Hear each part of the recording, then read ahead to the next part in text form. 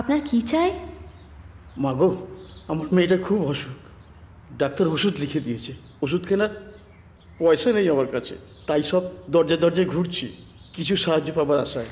এক মিনিট, আপনি স্টের উপরে আসলেন কি করে? নিচে সিকিউরিটি আটকালো না আপনাকে? আটকে ছিল, আমি সাহায্য পাবার আশায় মিথ্যে কথা বলে সোজা উপরে উঠে এসেছি। ও, আপনারা যে মিথ্যে কথা বলেন সে আমি জানি। এখন হাত জোর করে টাকা চাইবেন আর সন্ধেবেলা গিয়ে মদ গিলবেন, তাই তো?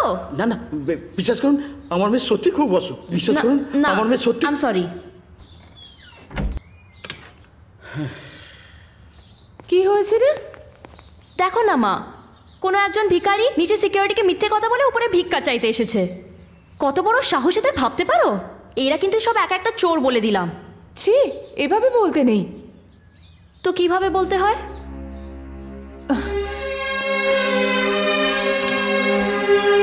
এক মিনিট দাঁড়ান।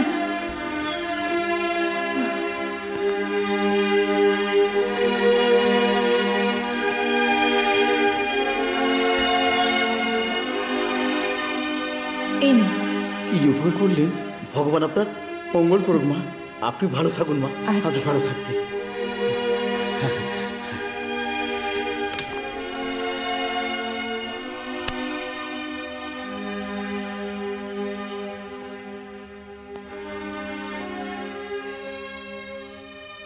এভাবে বলতে নেই দিশা, ওরা সত্যিই গরিব।